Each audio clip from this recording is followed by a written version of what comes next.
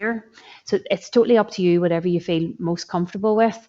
And this is my first time using this, so if I don't quite get it, let me know and we'll ask again. And I have Donna beside me, who's going to also help, as well as Shelby. um, okay, so what I did was I pulled together some slides to sort of focus the conversation.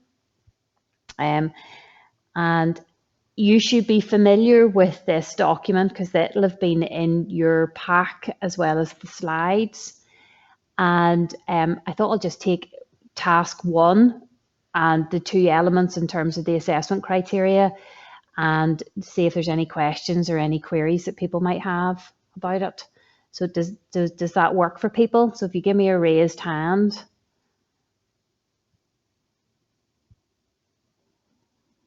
And then I know you're good with that. Okay. So the first task was all about the role and context of strategic leadership. The word count for the whole task is 1,000 words. So you could split that 50-50. So AC 1.1 might be 500 and 1.2 might also be 500. But that's totally up to you. There's nothing that says in the assessment criteria or the marking scheme that it has to be 50-50. It can be 60-40. Whatever, in terms of your own organisation that you're writing about, that will indicate how much you want to spend on either of those. As you can see from the report, it needs to include subheadings. So I would expect a main title that says Task 1, the role and context of strategic leadership, followed by then the subheading AC 1.1 and that title that you can see on the slide. And then you will then start talking about the organisation to start with. Have people got the good practice guide in front of them? If you can give me a red hand, then I can refer to that as well. Okay, I will just bring it up here just so that you can see it as well. So if you can bring your eye to the last paragraph there on the page 2 where it says using an organization of your choice. So that basically what you want to be doing with this area is really focusing on an organization that either you have worked in or that you are familiar with or have done some research. And at a very minimum, you should be talking about its purpose, the structure of the organization, its legal status, type, and the external environment. Has anybody got any questions about that part of that?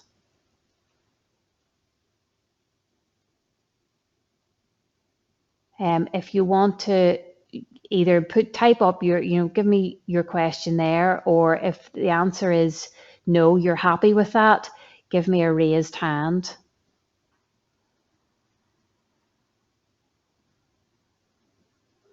Joan, what about you? You're okay with that? And Zio, do you have any questions on that? Okay. So the second part of 1.1 then, that's where you're going to really sort of give examples of how the context influences or sort of impacts on the organization structure, direction, culture, and ethics. And you might want to include the levels of leadership responsibility. So what happens at CEO level? What happens at senior management level? Is there a middle management level? Or in terms of team leads, what sorts of responsibilities happens at those different levels if your organization is as complex as that? You also might want to talk about autonomy as well as accountability in that. So the other thing whenever that you need to be mindful of with this is that you need to keep referring back to the concepts, the theories that we covered during the 4 days. What I had given you as part of your program was Appendix 1, which was the definitions. Are people familiar with that? Can you remember? Or you are? Yeah. If you give me a raised hand, if you understand or know what I'm talking about. Yeah. Okay. What I can do is, I don't think I have it on here, but I can probably email that out to everybody just to keep familiarizing yourself with it. This task 1 is you have to critically analyze. And when you look at the definition, critically means that you need to evaluate. So you need to tell me if it's a good thing or not, assess it or appraise it, analyze and reflect. So those are the sorts of activities or the depth that you need to go into whenever you're answering those 2 questions. Okay, so has anybody got any questions on that particular task 1.1 that you're struggling with or that you're not sure about?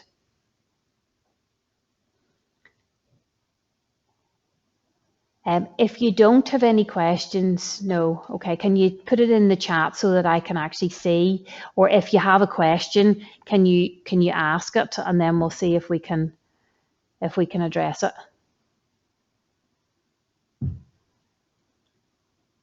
Lauren, what about you?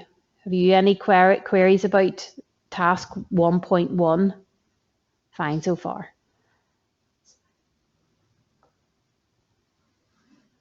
Okay, regarding the appendix, is it in the handbook? No, it's not, June. It's a separate document that is probably in your class note. If it's not, I can't remember, but I may have given you a hard copy whenever you know, in your red folder, whenever you actually came physically to the class. It says Appendix 1 and then definitions, and it has the CMI logo on it. I can, yeah, it's definitely, if it's not on class note, then I'll make sure there we go. Mine was in the red folder when we came to class. There we go, found it. So one of the key things when you're writing your assignment, familiarize yourself with the definitions. Because whenever we say assess, CMI gives us a breakdown of what they mean by the word assess.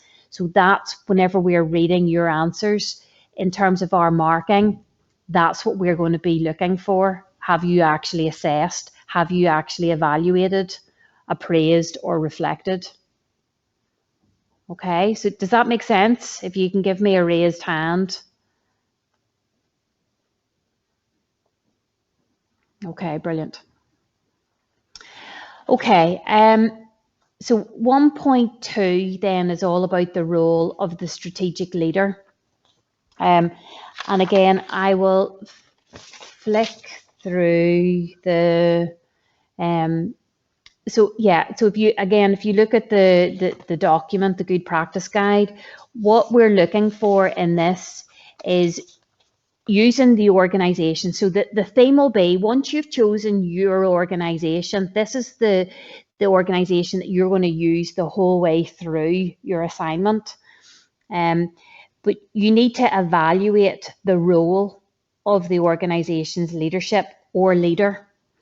And the key in this is, how do they realize their organizational goals or objectives? And this is all about, how do they communicate? How do they set direction? How do they establish their goals? You know, what do they do to shift to maintain competitive advantage? And if you think back, let me see if I bring it up onto the screen. If you think back to the practices slide that was on your CMI, you can see that we looked at some of these.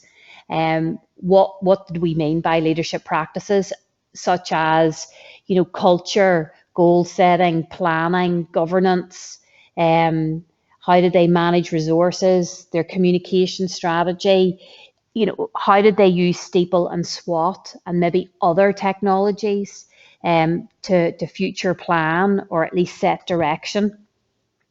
So that's what we mean, and that's what I would be expecting you to be talking about in your assignment. And one of the stipulations that we've insisted on is that you have at least 4. Oh, let me see, where am I? If I go back to the good practice guide, what we're saying here is that you need to have a minimum of 4 from the list below. Okay, so as long as you've got minimum 4 that you talk about in terms of the leadership role, how do they use those practices, then you'll be hitting all the tick marks. So is there any questions that anybody has about 1.2? I have a question. Okay. You said that the students should use a report and stick with that one report, that one company. Yeah. Can they not move between organisations or? Not this, no. The assignment is about an organisation that they are either very familiar with or that they have researched, and the report, the 2 assessment criteria for the report is understanding let me get it out here. So I'm quoting exactly from just so that you guys are clear on that. So learning outcome 1 is the role and context of strategic leadership. The second learning outcome is the principles of strategic leadership that are applied to respond to complex organizational changes.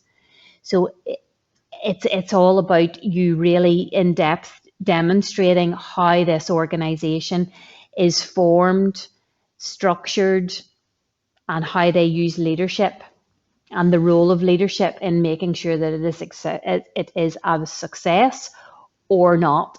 And that's where your critical appraisal will come in. Yep, that's fine. I just think it was important to clarify. Yeah, so. That's okay. So is everybody happy with that? Does that make sense? Okay, brilliant. June, is anybody else any questions about 1.2?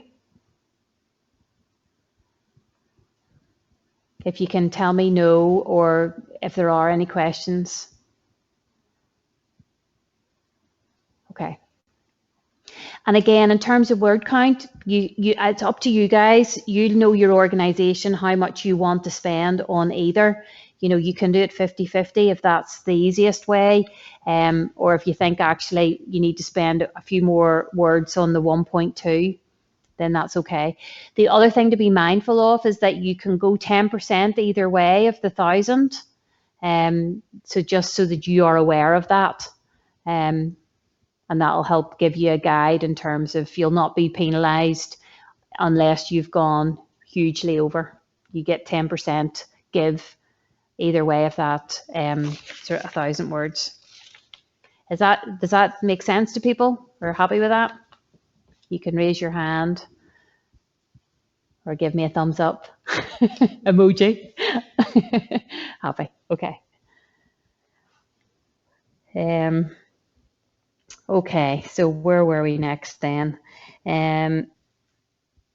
So task 2A, again, it's going to be written in a report sort of function or format. So I would be expecting, again, a main title of task 2A, the leadership behaviours and skills required.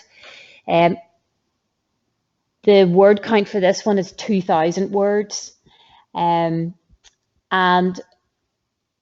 this is, you do not need to include every behavior and skill. If you remember back to day 3, possibly, I think it was, where we had that general discussion about what we thought were the essential skills and behaviours for high-performing leaders. You know, things like flexibility, adaptability, relationship building.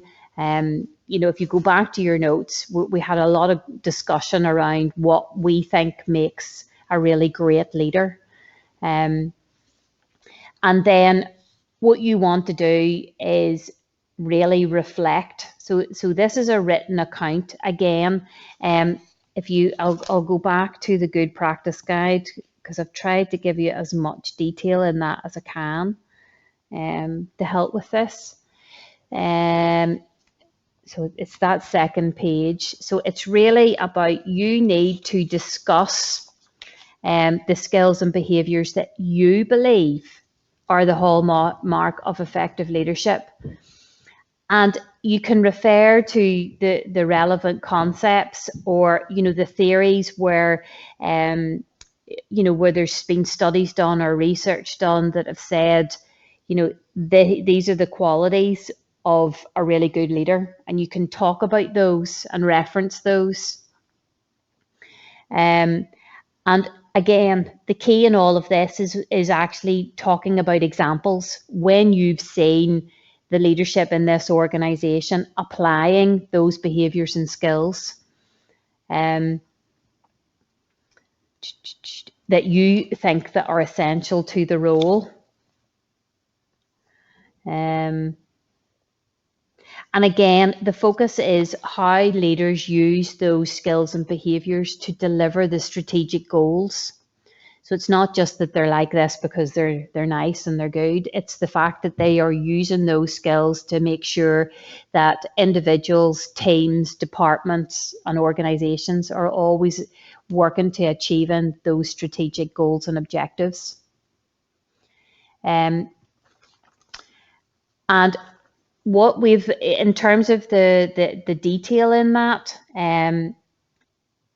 you're evaluating, so you need to, does it work, does it not work, give an opinion, think about what the impact of these skills and behaviours have on the organisational environment, whether that be internal to the organisation or external, even interdepartmental.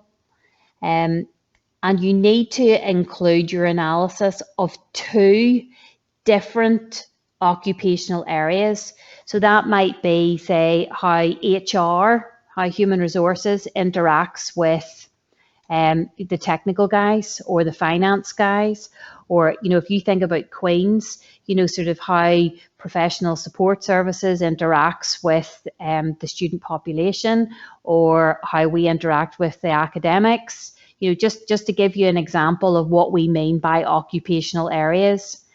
How nurses interact with doctors, that kind of thing. Has anybody got any queries about that? Or does that make sense? Hopefully it will, June, whenever you start working on it. Or no queries yet. Okay. Okay, let me just, no queries yet. I know I'm interpreting your comment incorrectly. Apologies. Okay. Well, can I ask, do people have an organisation that they have in mind? Can you let me know that? Or is anybody struggling or not sure at this stage what organisation they're going to? Okay. So everybody has, so who hasn't? Lauren, have you got an organisation in mind? Okay. So if you're having a difficulty with trying to identify an organisation, I myself and John, or, you know, we're happy to have a conversation with you, and we can tease out what you're thinking. The key in this is that you're going to need to be able to delve quite deeply into the organisation. So you're going to need to know it, or at least be able to access enough materials to research about how that organisation operates. So I'm more than happy if you need to talk through what you're thinking, to sort of help steer you in that particular direction. Okay. Lauren, if you want to maybe even fire me an email after today, we can have a conversation after, offline, from today. Okay, brilliant.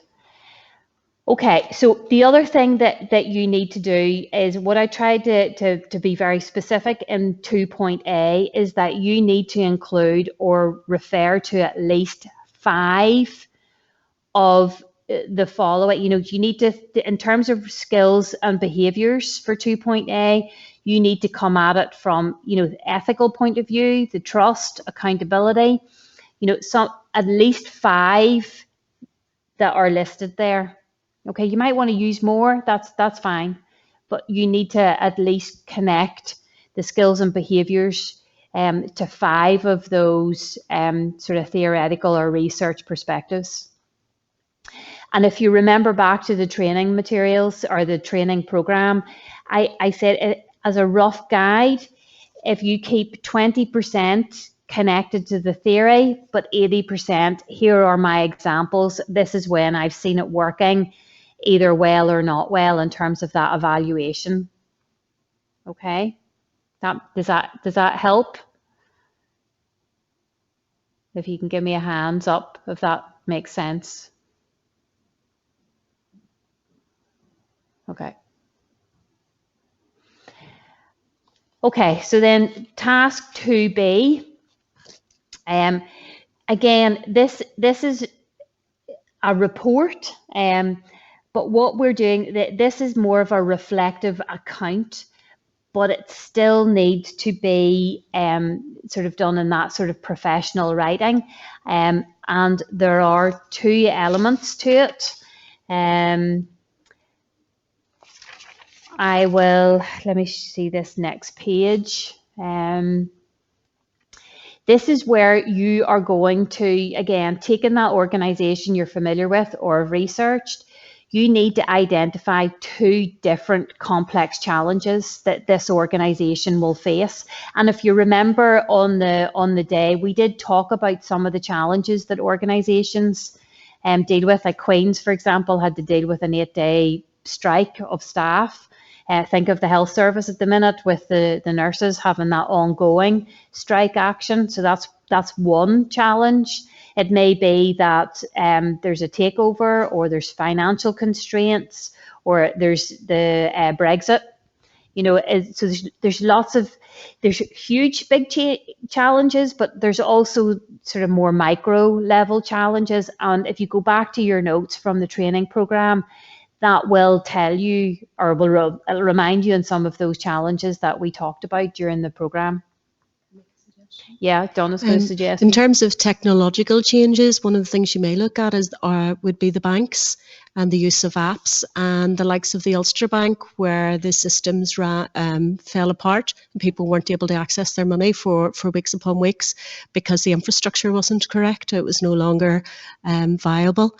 So the risks within your steeple would be a good way of looking at the challenges you would have. Yeah, and every organisation will have that kind of challenge. So as I said, we did discuss that during the programme. So if you refer back to your slides, and hopefully you'd have taken photographs of the flip chart paper, so that will remind you. And depending on what organisation that you've researched or that you've worked in, you can decide whichever challenge you think is that you can really talk about. Or you do have the option of being hypothetical. As long as you can really then demonstrate sort of what impact that's going to have. So whenever you're talking about the impact, it's about focusing it on the structure, the culture, going back to the leadership practices. Has that had any implications to that, as well as skills and behaviours? And to meet the criteria for 2.B, you need to discuss a minimum of one leadership theory, one change management theory, and it's the organization's approach to innovation. What I have done is, I'll flick back to the slides and let you see. So 2.B will have, as a reflective account, it'll be main heading and then 4 subheadings. So you should be able to then talk to me about, what the challenges are, and then how the organization applies the leadership theory, the change management theory and approaches, and the decision-making tools and techniques that it uses. And through all of that, you're going to be constantly thinking, what impact does it have on culture, structure, leadership, practices, skills, and behaviors? So that's quite there's 1,500 words to this one. So again, it's up to you how you want to, sort of move or sort of divide those words out amongst those 4 different sections. Has this one's, and you need to, the key in this program, this section is it's reflective. So you want to be thinking, this is what happened. This worked really well, or it didn't work so well, and possibly if the organization had taken the challenge and used this leadership theory, they may have been more successful, or the organization used this type of change management and actually it was easy, and it worked really well, and they met their strategic goals and objectives. Any questions about that one?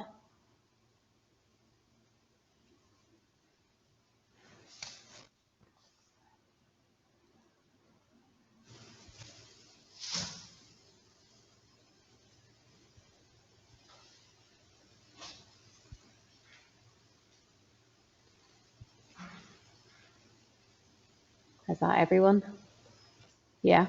Okay, so everybody's content with what they need to do. Has anyone started their assignment yet?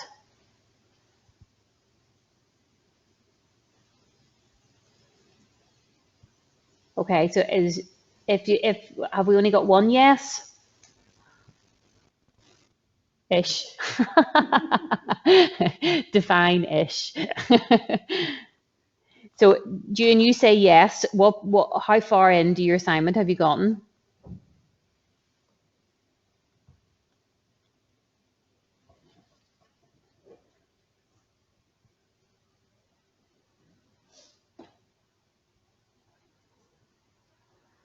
Okay, you don't want to tell me. What tasks have you started, or have you just started researching?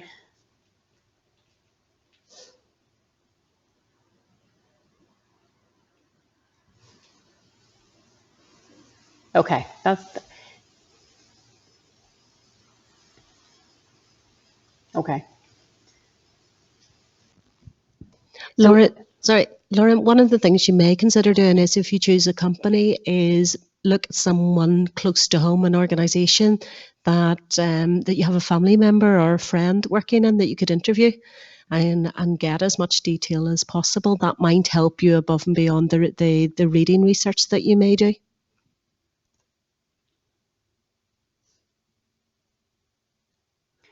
Okay, the only other thing that I would maybe point you in terms of the direction, the good practice guide, let me bring it up again.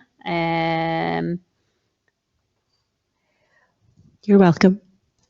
What I did was I included the reading list that is recommended by CMI. So you can see transformational leadership, authentic leadership, Covey's The Speed of Trust. There's also, Simon Sinek. Now, these are only recommended. You may have found others. That is perfectly okay.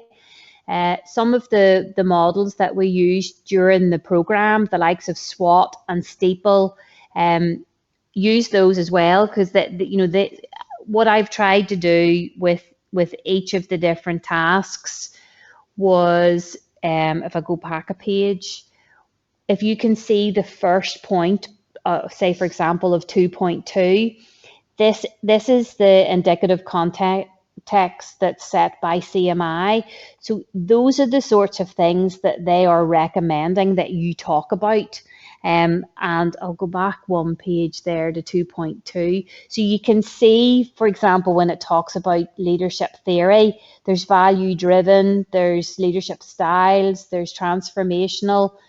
You know, it's whatever, even start with why. We may not have covered all of these on the program, but if you go with whatever the organization actually uses, so it mightn't be listed in there, that's okay, as long as you can refer back to, you know, that concept and the research or the theoretical basis for that kind of leadership,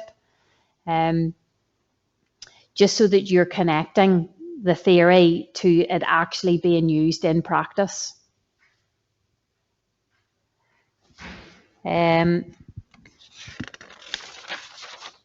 has anybody got any questions about the sort of the textbooks or the theories or the models, or are you content that you know where to go look for those things?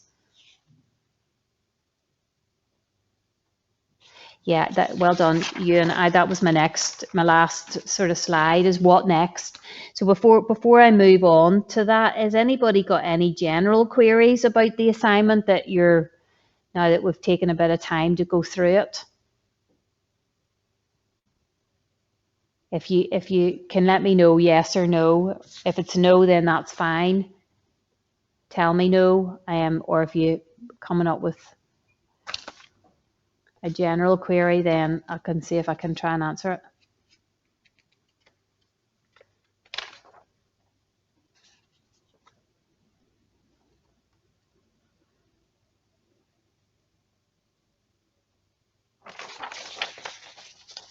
Okay, brilliant. So what next? So deadline is the 20th of January. I think that's a Thursday. I will be sending out a cover sheet that will be submitted at the same time as your assignment. Do you see who is going to the project management training on Monday? Can you give me a, okay, Lauren is, okay, Ian, no, Joan. Theo, what about you? Are you coming on Monday for the project management, or are you doing it at a different date? The 13th, okay. So those guys that are coming on Monday, we will be registering you with Canvas. So we are moving away from using ClassNote to Canvas as the portal for accessing slides, documents, assignments, where you upload everything. And whenever John starts the project management on Monday, he's going to take you through, well, the people that are signed up on Monday's class will get an email showing them how to register on Canvas. Those that aren't coming on Monday, I will be doing the same thing. So for all 15 that were on this program, we will be registering you on Canvas, and you will get an email from, I've put it on that slide, infrastructure@canvas, and then you will basically follow the link to register. And that's where you will then upload your assessment report, as well as the cover sheet. But any details or what you actually need to do, we'll probably send you an email out from GSCMI so that you've got a clear process on what's going to be happening before the 20th of January. Yeah, please do. For those of you who are aware and have used Canvas in your course, it's not the same Canvas. So you can't go in through Queen's Online. You have to use the link that will be provided in the email. And that will give you access to the Canvas. So it will be slightly different than your normal courses that are within your Queen's Online access. Okay, so if you follow the email from infrastructure, that'll take you to the Canvas that we are actually using. we're just doing a workaround at the minute because we don't have access to the Queen's one as yet. So from there, that's where you will then upload your leadership assignment or assessment report. In terms of the marking, what happens after that is that you then go through, you then get entered into the whole assessment process. You will, whenever you're getting your results back, let me just reassure you, it's not, you don't get it's not that if you get feedback that you haven't passed, it's not that you've failed, it's just that we need to give you a wee bit more feedback, that you need to do a little bit more work in order to meet the assessment criteria. You'll get that detail and the feedback as part of a mark sheet, which will give you clear indication on what else that you need to do, but hopefully that will not be an issue. In the handbook, it explains the whole assessment and marking process. So if you can refer back to your assessment handbook, I'm going to bring it up here. I think I should be able to. Yeah, it's just loading. So it's 4.6 is all about the submission. Now, I know we said class note, but you'll be putting everything up onto Canvas. Now, as part of that process, you will then get a separate link to put it through Turnitin, which we're probably already familiar with doing. So you have to run it through Turnitin. Is it before it goes up on Canvas? I'm looking to Donna here just to clarify that that's right. In normal circumstances, if you're using the Queen's Canvas, it's integrated into the Canvas module. So when you upload your assignment, it automatically goes through Turnitin. In this instance, you will be getting a unique link that will take you to Turnitin, and you will upload the report, and then we'll be able to review it from there. So it's two separate activities. Okay. Is anybody got any questions about that we can clarify now? If you don't have any questions, can you, all good on submission? Yeah, if you can let me know in your chat that you're okay.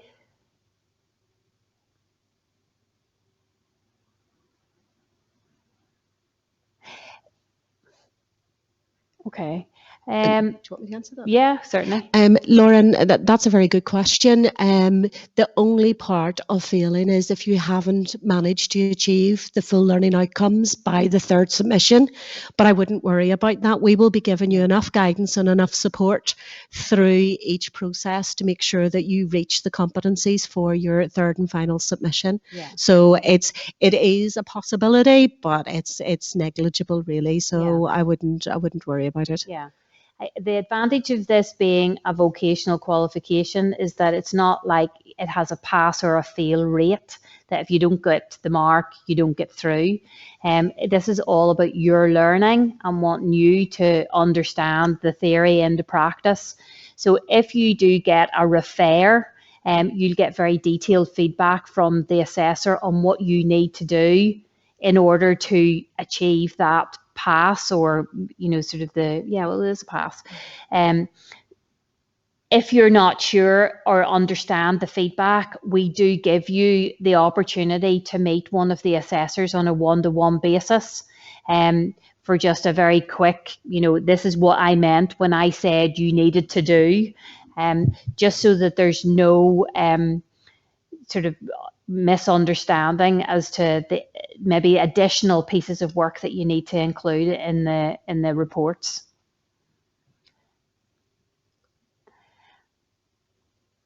Okay, the only other thing that I wanted to bring your attention back to is the plagiarism, duplication, collusion, and fabrication. Don, do you want to just explain that part? Yep. That's okay. One of the elements of writing a professional report is that it's very difficult sometimes when you read things on the internet to find another way of saying it. But it's really important to remember that this is a reflective piece. If you're using any quotes, any definitions from Management Direct or from the web, it's important that you reference those and say where you've sourced them from. In terms of collusion, it's really important that if you're working collectively, that you make sure that the work is your own. We have had instances before where students have, in all good intentions, asked to see someone else's assignment because they're not really sure what they're going to do, and it turns out that they're nearly verbatim. So you need to be very, very careful in terms of who you share with and how you work collaboratively. If you have any doubt or any questions, you can always give us a call and we're happy to talk you through. But if you reference using Harvard referencing style, then you should be fairly clear with that, and the rest of the elements will be your own perception on what's good, what's not good, what's challenging, and it's much more reflective, so they will be very much in your own words. In terms of Harvard referencing, sometimes you could use the Cite to Write, which has been produced by LDS. I think that web link is available. Have you shared it with them before? It's part of these slides, guys, that you should have been able to download, that I've put down there. That I haven't put it in as a link, but I've put the name of the website that they can. So in your search engine, if you put in QUB and Cite to Write, it will call that up for you, and you'll be able to build your own referencing tools from there, or alternatively you can use EndNote. What I would be advising you to do is not to be using RefWorks, because it's coming to an end within the university, and you don't want to start something then that needs to be changed in referencing terms before you're completed. So use EndNote in that instance. That's a very brief overview, but if you have any questions or any doubts or any queries, we're always here at hand to answer those for you. Yeah. Jan, does that answer your Harvard referencing or your referencing question? Okay. So has anybody got any other queries or things that they're not sure about? Oh, how do we download the PowerPoint slides? These slides will be made available just as soon as the session's over, Okay. and then you can download them the same way with the other documents. If you just hover over it, it'll give you a download option there. Okay, brilliant.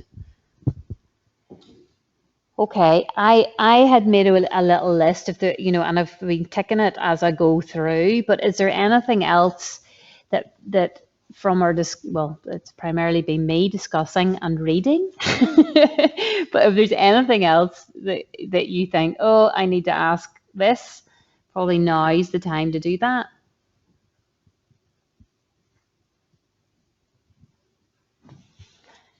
If there's nothing else, guys, okay.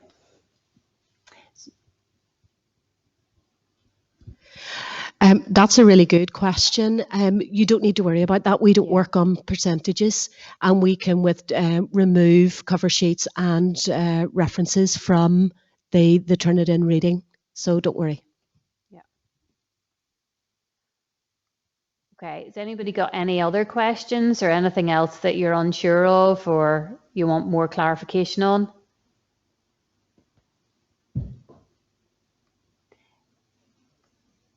If you can tell me no or, okay, brilliant. Okay, Zio, what about you?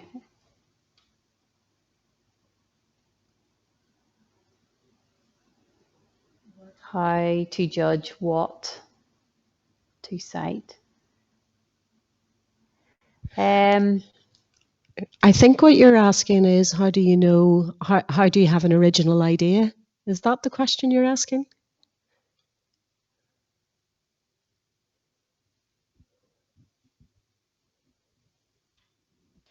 So are you planning to use an organization that you've worked in, or are you using an organization that you're going to research?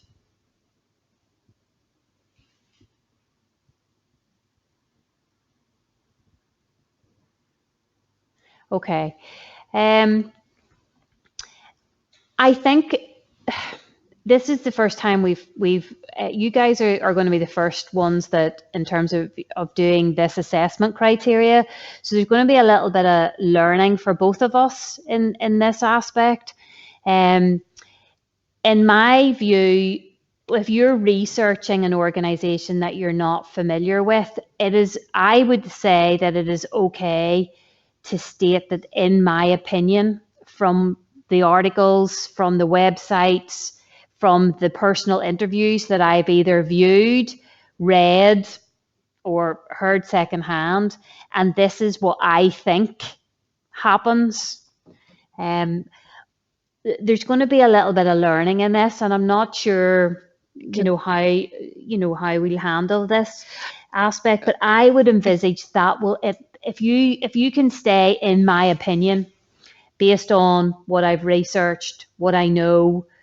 It's the same process as you would be doing if you're doing research for your master's or your PhD. So you would be looking at the data that's available to you, either in books, in journals, articles, the website, and you say, the organisation states that these are the missions and values, or this has happened within the organisation, and it was evidenced by reading an article, and then your assessment of that. So where Caroline was talking about the terminology you would use to analyse, you think that this was a good move because it had X implication, or it was a bad move because this happened, or that particular thing happened. So that's when it becomes your voice in the process. Anything that you take from a source, a physical source, whether it be electronic or paper-based, then has to be referenced as to where it came from. Does that help at all?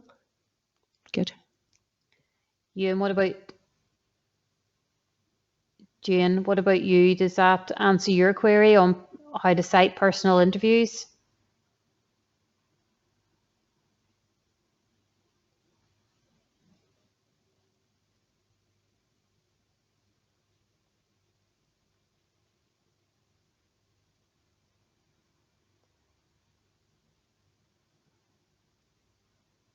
Jane, did you hear that? Or does that help you with your query on how to cite personal interviews?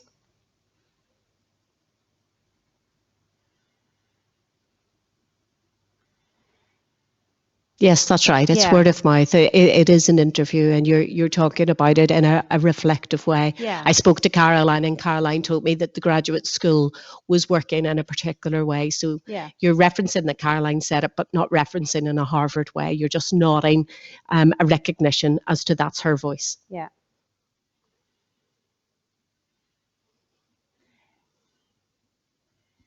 Is everybody content then? Is there any other queries or things that you're thinking about that you're not sure about? Okay.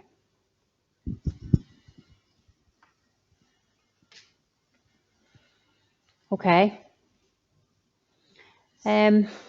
Yeah. So if everybody is content with what they need to do, I think that has us ready to call it close the session.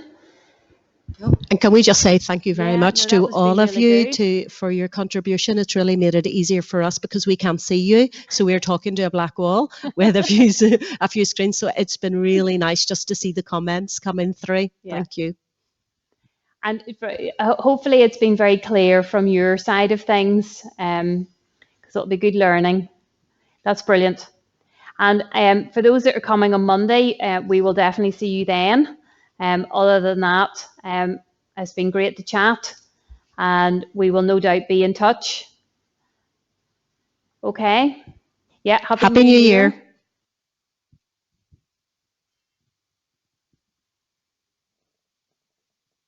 See you Monday. See you Monday. So we're going to sign off now.